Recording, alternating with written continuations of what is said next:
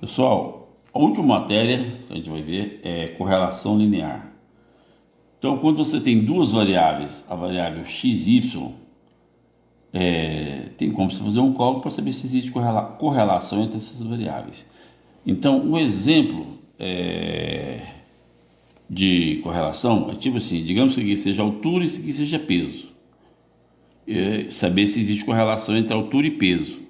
Tipo assim, a pessoa quanto mais alta, mais pesada, entendeu? Ou a pessoa quanto mais gorda, é menor. Então, tipo assim, por esse caminho.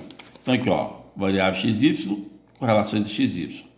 Quando você tem duas variáveis, uma é chamada variável independente, aqui no caso é o x, e variável dependente. Ou seja, os valores dessa variável dependem dessa aqui é independente. No final do conteúdo você vai entender por que uma é variável dependente e a outra é independente.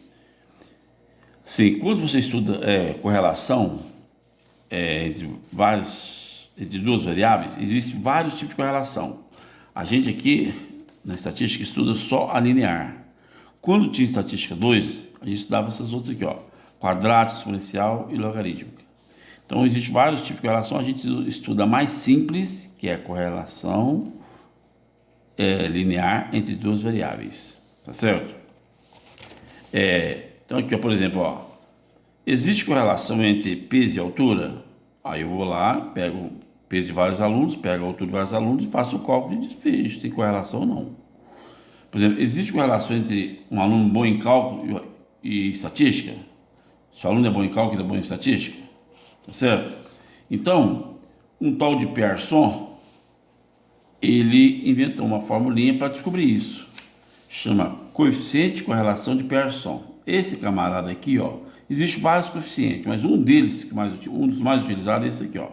É o coeficiente de correlação, né, de Pearson, que ele gerou essa fórmula aqui, ó. Quando você essa fórmula, você assusta, mas depois que você... É a coisa mais simples do mundo. Para contador, fazer essa conta aqui é tranquilo. Eu vou mostrar por quê aqui, ó. Vou te mostrar de onde você vai tirar esses dados. Aqui, ó, que eu fiz questão de avisar que o N é o número de dados, tá certo? Então você calcula esse R aqui, ó.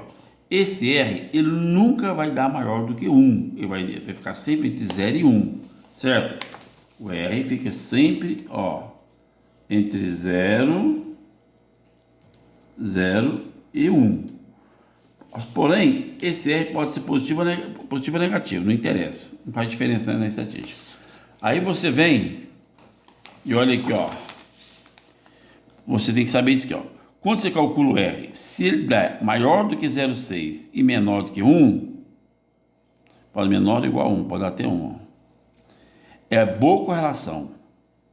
Se der 1, é perfeita correlação. Quando ele dá acima de 0,3 e abaixo de 0,6, correlação é fraca. Você não pode ter falado, nossa, que existe correlação, ela é fraca. Existe correlação, mas ela é fraca. E se der entre 0 e menor do que 0,3, a correlação é muito fraca, você não pode afirmar nada.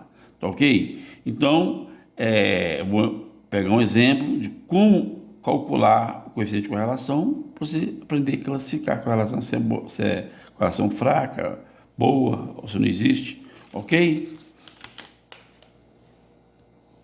Não.